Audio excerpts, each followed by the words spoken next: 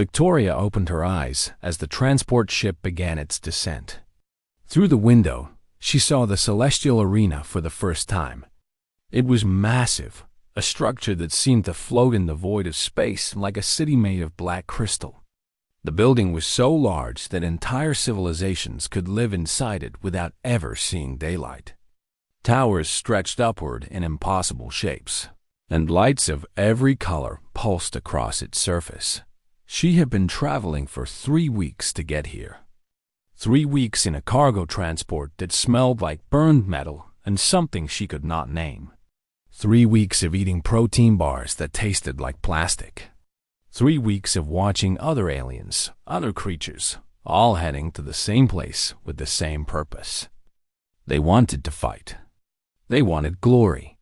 They wanted to prove they were the strongest in the galaxy. Victoria wanted to change what the galaxy believed about humans. The transport landed with a low hum.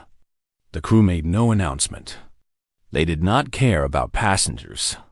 This was not a luxury ship. This was a worker's vessel, and Victoria was just one more creature trying to find her place in the universe. She grabbed her single bag and walked toward the exit. The air outside was cold and dry. The temperature was set for the comfort of the crystalline beings who ran the arena. It was too cold for most humans. But Victoria had trained for this. She wore thermal clothing beneath her fighter's uniform, a simple black outfit with the insignia of no known species. She was here as an individual, not as a representative of Earth. She was here as Victoria, not as humanity's hope. The registration chamber was vast. Its walls extended so high that Victoria could not see the ceiling. They glowed with a soft amber light that made her eyes hurt after the darkness of the transport. The floor beneath her feet was smooth and cold, made of the same black material as the arena's exterior. When she walked, her footsteps echoed like she was walking in a tomb.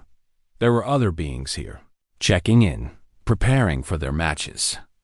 A crowned warrior stood near the entrance, his metallic body reflecting the amber light. He was nearly 3 meters tall, and his armor was etched with symbols of previous victories. He did not look at Victoria. Why would he? She was not worth his attention. An alien official approached her. It had the shape of a floating sphere with multiple appendages extending from its body. His voice came through Victoria's translation implant as a series of whispers and static sounds that her brain somehow converted into words. Name and species, it said, not bothering with politeness. Victoria Hartley. Human, she replied. The sphere's appendages froze. There was a long moment of silence. Then it moved away quickly, leaving Victoria standing alone. She waited. Around her, other competitors continued with their registration. A Vrelian insectoid creature signed papers with one of its front legs. A gaseous being floated in a containment field while an official updated its file. Nobody looked at Victoria. Nobody acknowledged her presence. Finally, a new official appeared. This one was different. It was made of crystalline material that seemed to shift and move even when the creature was standing still. Its form was humanoid but taller, and light passed through its body in ways that made Victoria's eyes water if she stared too long. This was the Arena Master. You understand what you have chosen? The Arena Master asked. Its voice was like wind chimes, clear and musical, but also cold. I understand, Victoria said. The first round eliminates 97% of all competitors, the Arena Master continued. Humans have never made it past round 1. Our records are clear. Your species lacks the physical attributes necessary for survival at this level of competition. You will be crushed by your first opponent. Victoria did not look away. She met the creature's gaze directly, even though she could not be completely sure where its eyes were located within its crystalline form. I'm not every human, she said. I came here to fight, not to lose. The Arena Master made a sound that might have been laughter. Your bravery is noted. Now you will be processed. You will be measured. You will be analyzed. And then you will understand that you have made a mistake coming here. The registration took 4 hours. Machines scanned every part of Victoria's body. They measured her muscle mass, her bone density, her oxygen capacity, her pain tolerance. They analyzed her genetics and found her wanting in every measurable way. The computers compared her to every recorded human who had ever fought in the arena. The results were always the same. She was weak. She was slow. She would not survive. Victoria signed the final documents without reading them. She already knew what they said. By signing, she accepted all responsibility for her own death. The arena accepted no liability. If she died in the ring, that was her choice. That was her burden to bear. An official led her to the competitors' quarters. It was a section of the arena designed to house hundreds of different species in their preferred environments. Victoria's room was small, barely larger than a closet, but it had everything she needed. Temperature control set for human comfort, water, a bed. A training space. She was alone. Through the small window in her room, she could see the main arena in the distance. It was a massive circular space, larger than any human sports stadium she had ever seen. Above it, in the spaces between the arena's supports, screens would display the matches for the billions of spectators across the galaxy. Victoria sat on her bed and thought about the journey that had brought her here. 3 years of training. 3 years of studying combat forms from 100 different species. 3 years of pushing her body to its absolute limits. 3 years of knowing that people said she was crazy, that she was wasting her time, that a human could never win in the celestial arena. She had come anyway. A message appeared on the display panel in her room. It was from the arena master, announcing the schedule for round 1. Victoria scanned the list until she found her name. Her opponent was listed as Volt, a Kron warrior. The information next to his name was extensive. He had won his last 3 matches in the arena. He had never lost a fight in recorded history. He had killed 234 opponents in combat. Victoria stared at the information for a long time. Then she stood up, cleared the display, and began to stretch. Tomorrow, she would step into the arena. Tomorrow, the galaxy would see what they had always been wrong about. Tomorrow, she would make them believe she had not come all this way to fail. Victoria woke before dawn. Her internal clock was still adjusted to Earth time, and she did not try to fight it. She dressed in her training clothes and went to the observation deck. The observation deck was one of the few public spaces in the competitors section. It was a wide room with transparent walls that looked out over the training areas below. Victoria could see dozens of other fighters preparing for their matches. Some lifted objects of impossible weight. Some practiced combat movements that made no sense to human logic. Some simply stood still, meditating or focusing their minds on the coming violence. She found a spot in the corner and began her own training routine. Stretching, basic movement patterns, breathing exercises. Nothing complicated. Nothing that would draw attention. The other competitors were too focused on their own preparations to notice a small human performing simple movements. Over the next 2 days, Victoria watched them all. The Vrelian insectoid was fast and vicious. It attacked with its legs in coordination that seemed to break basic physics. Its exoskeleton was tough enough to withstand direct impacts that would shatter human bones. But it was also predictable. It followed patterns. Every attack sequence was similar to the last one, just performed at different speeds. The gaseous being was nearly impossible to fight physically. It could not be struck or grappled. But it was slow. It took time to change shape. It was vulnerable during those moments of transition. The crystalline creature, smaller than the arena master, but still larger than Victoria, was strong and fast. But it was also rigid. It could not bend the way softer bodies could. It could not absorb impact the way flexible organisms could. If it was hit at certain angles, it would crack. Victoria made mental notes of everything she observed. On the afternoon of the second day, she finally saw Vault in person. He was in one of the primary training grounds, and he did not look like someone preparing for a match. He looked like someone who was already certain of victory. He lifted metal structures that weighing hundreds of kilograms and threw them across the room. He moved through combat sequences that emphasized raw power over any kind of strategy. He would charge forward, strike with maximum force, and assume his opponent would be destroyed by the impact. He was exactly what the record said he was. He was strong. He was fast.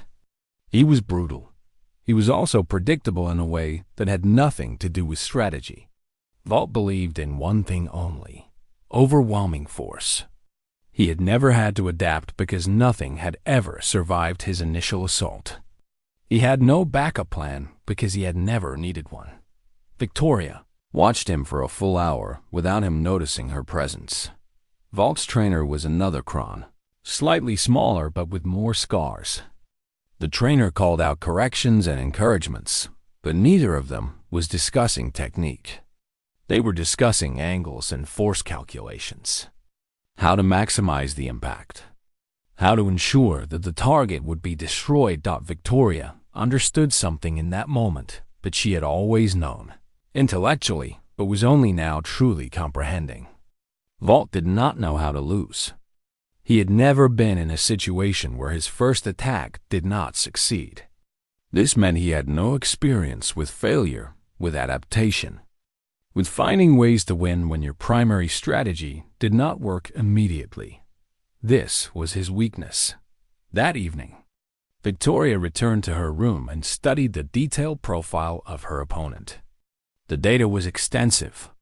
Vault had grown up on Crom Prime, a high-gravity world where physical strength was the only thing that mattered. He had been trained from childhood in their combat forms.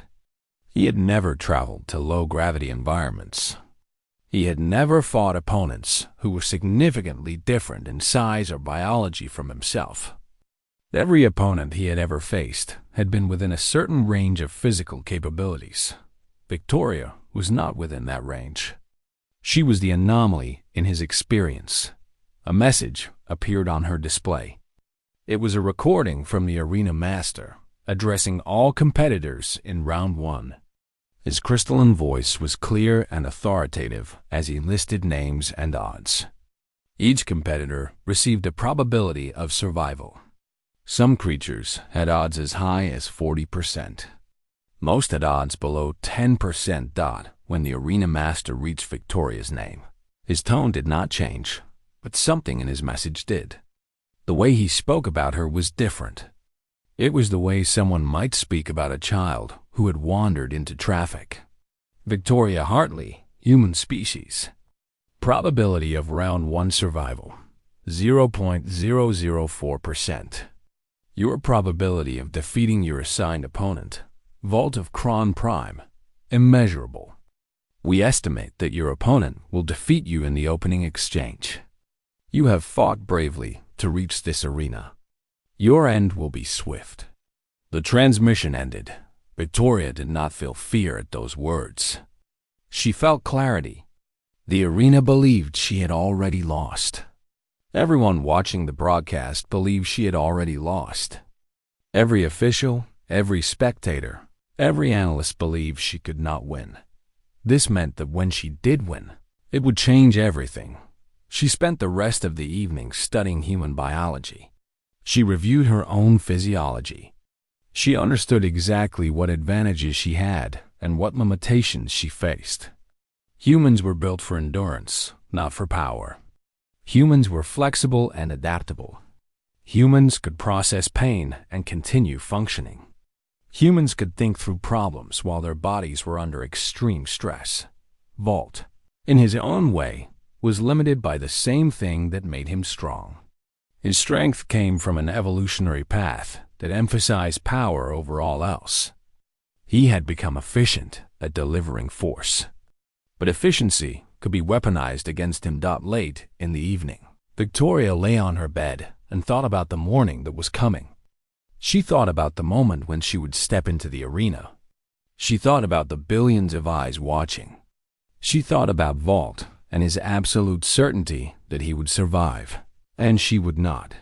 She thought about home, Earth, the people who had told her this was impossible, the trainers who had said no human could compete at this level, the doubters and the naysayers and everyone who believed that humans had a place in the universe, but that place was not in the celestial arena. Tomorrow, she would prove them all wrong. Tomorrow, she would make them believe something different about her species. Tomorrow, she would survive. The roar of the crowd hit Victoria like a physical force when she stepped into the arena. She had known, intellectually, that billions of beings would be watching. But knowing and experiencing were different things. The noise was overwhelming, a sound made up of millions of different species and millions of different voices, all watching her walk toward what the galaxy believed would be her death. The arena floor was vast and perfect. It was made of the same black crystal as the rest of the structure, and it reflected the light from above like a mirror. The walls of the arena rose straight up in every direction, and above those walls, screens showed Victoria's face repeated 1,000 times. She could see her own eyes, large and clear, magnified so that beings on the other side of the galaxy could see her expression. She had chosen to wear nothing but her fighter's uniform and soft shoes. No armor, no protection. This was intentional. She needed freedom of movement more than she needed protection. She needed to be able to move in ways that beings in heavy armor could not. Vault entered the arena from the opposite side. He was even larger than Victoria had expected.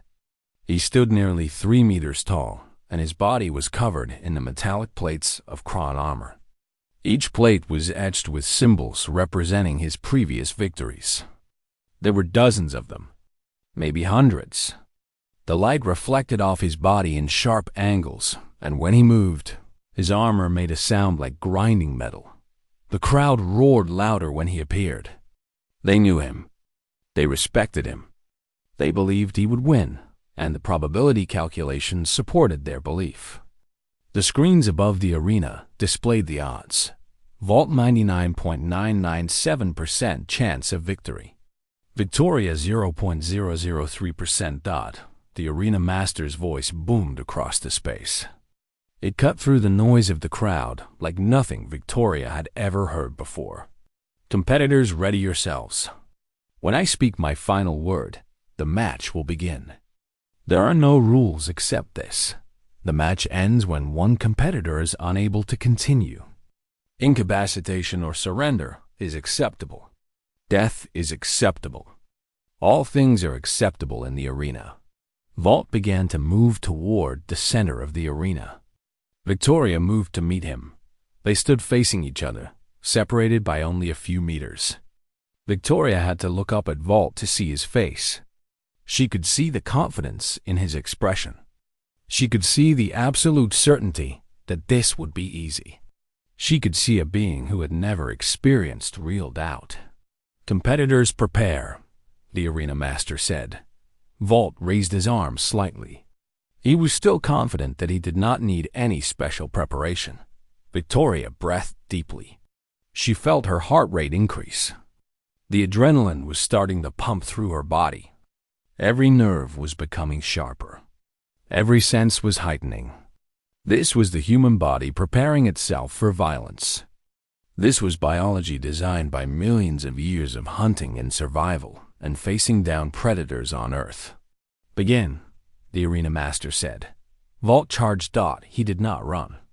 He charged like an avalanche, his feet striking the ground with force that Victoria could feel in her bones, even though he was still 30 meters away. He was fast. Faster than something that large should have been able to move. Faster than Victoria had expected, despite all her training and preparation, but not faster than her eyes could follow. Victoria moved sideways. She did not run backward. That was important.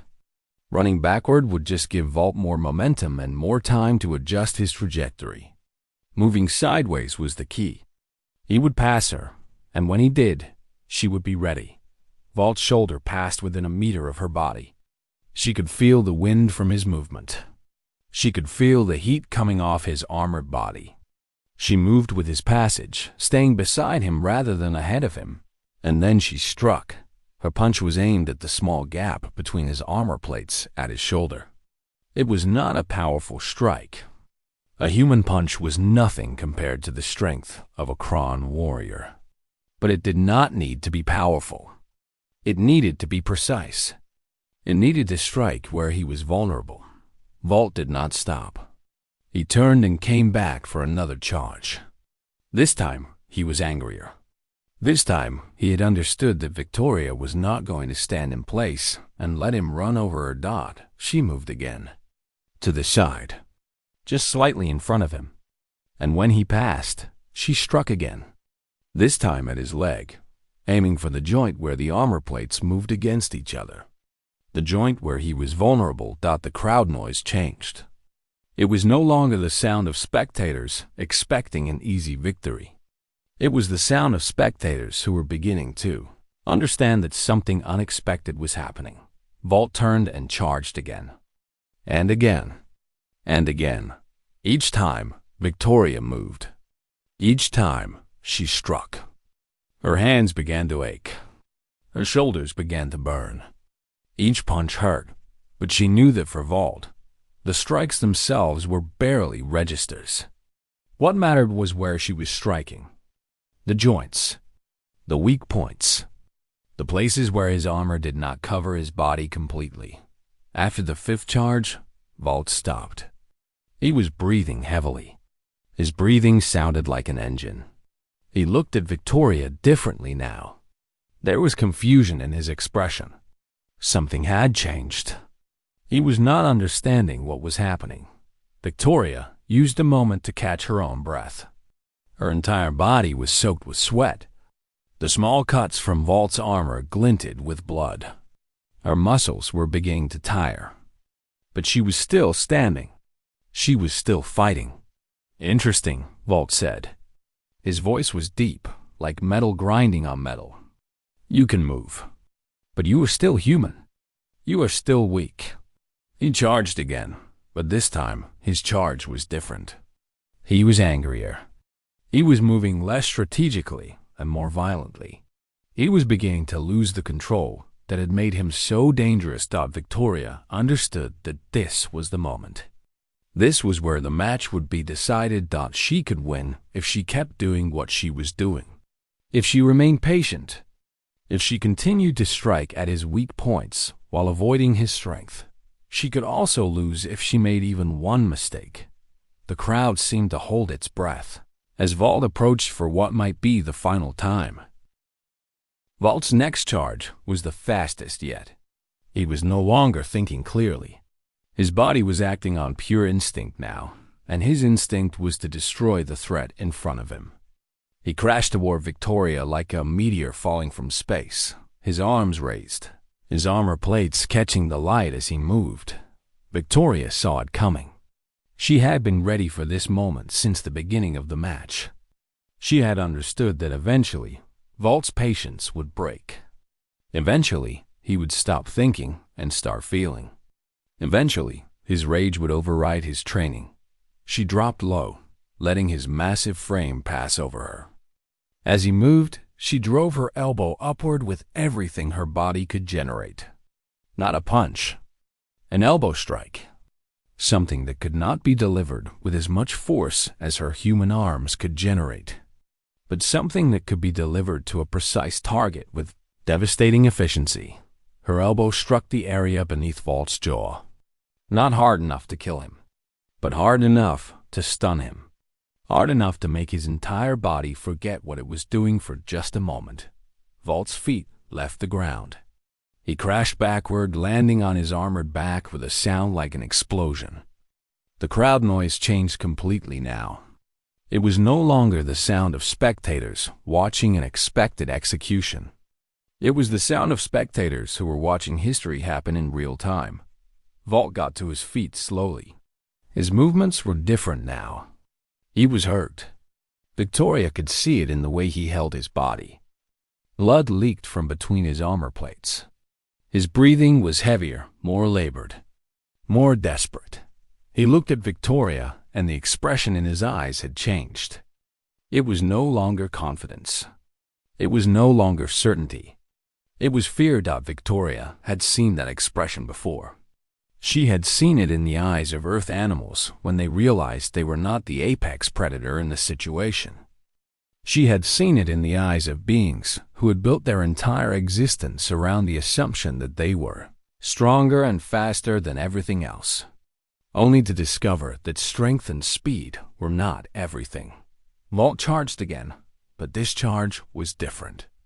It was not strategic. It was not controlled. It was the charge of a desperate being trying to reassert dominance through sheer violence. His attack was wild. His footwork was sloppy. His positioning was poor. Victoria moved to the side and struck in his leg as he passed. This time, she did not just strike and move away. This time, she grabbed his leg. She used his own momentum against him, rotating her body and throwing him across the arena floor. Vault crashed again, harder this time.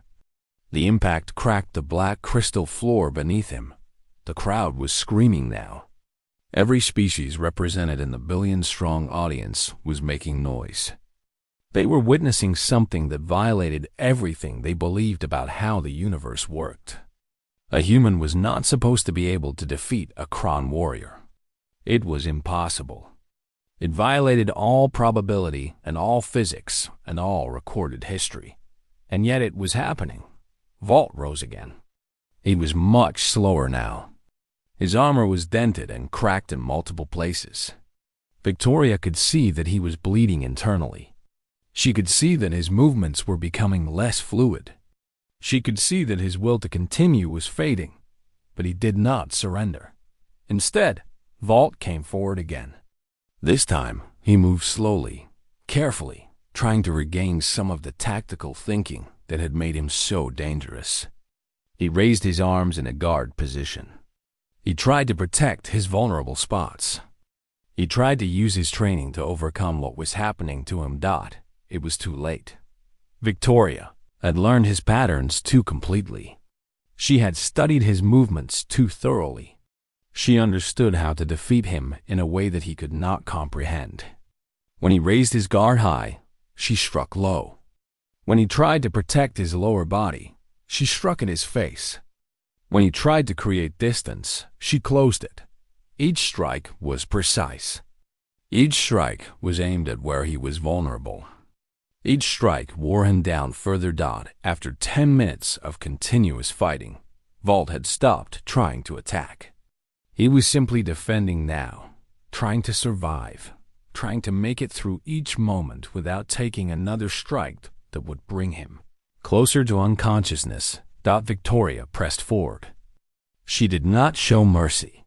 She had not come here to show mercy. She had come here to win. A strike to his damaged leg made him fall to one knee. He tried to rise, but Victoria did not let him.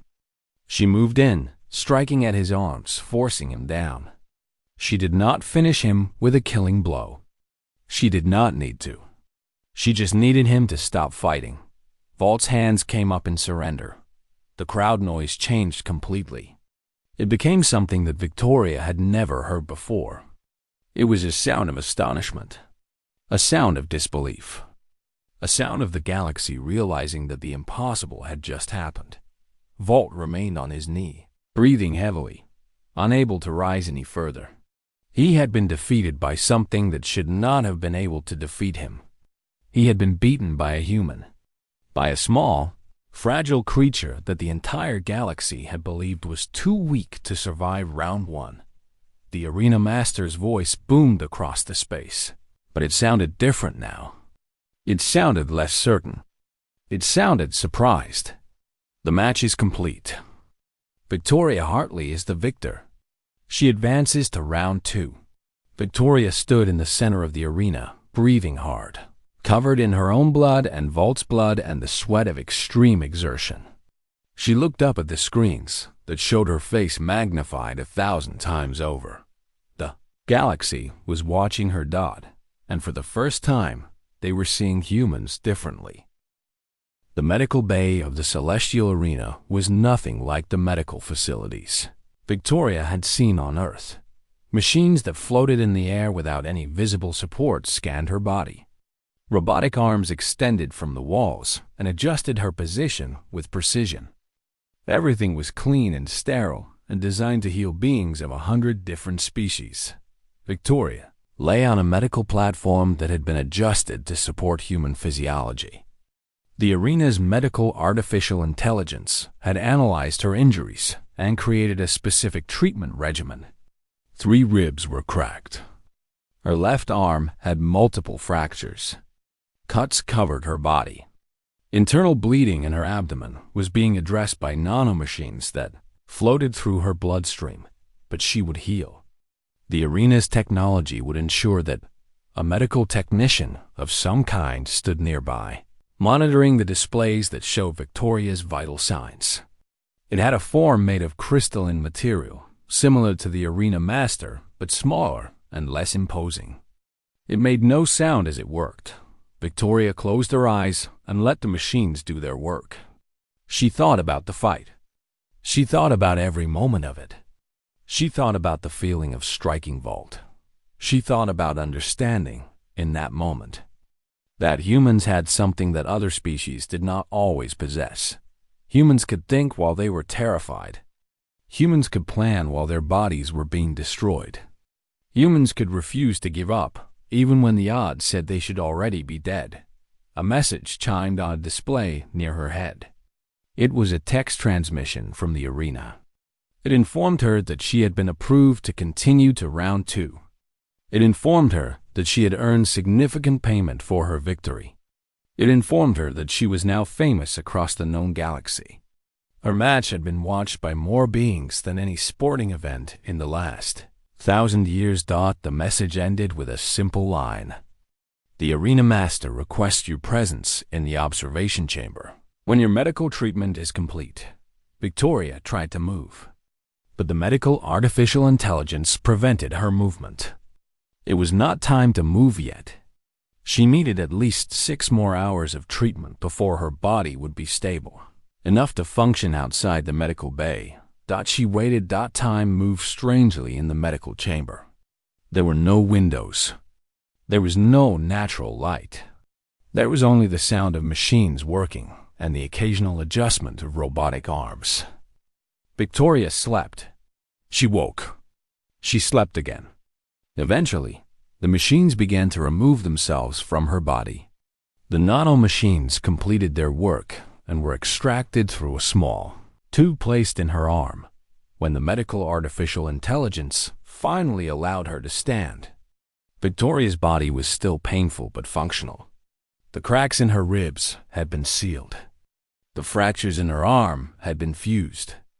The cuts had been covered with synthetic skin that looked and felt almost like real skin. She was not fully healed, but she was healed enough to move. The technician provided her with a clean uniform and guided her toward the exit.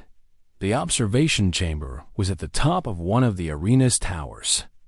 The elevator that took Victoria there moved so quickly that her ears popped.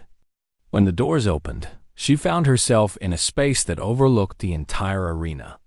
She could see the fighting ground far below. She could see the entrances where competitors arrived. She could see everything. The arena master stood at one of the windows, its crystalline form backlit by the light from the arena below.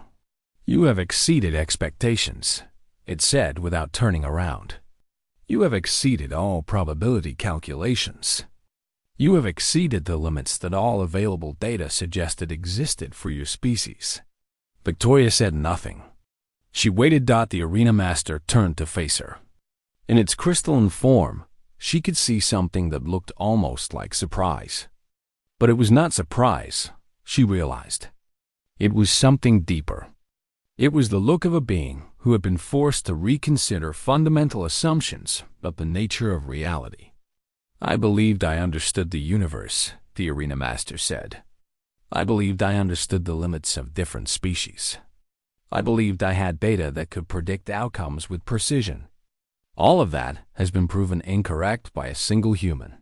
I'm not special, Victoria said. I'm just a human who trained hard and came here to fight. The arena master made a sound that might have been laughter. You are perhaps the most special thing I have encountered in 10,000 years of service to this arena.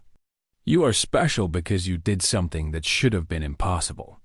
You did not do it through physical superiority. You did it through understanding, through strategy, through the refusal to accept limits.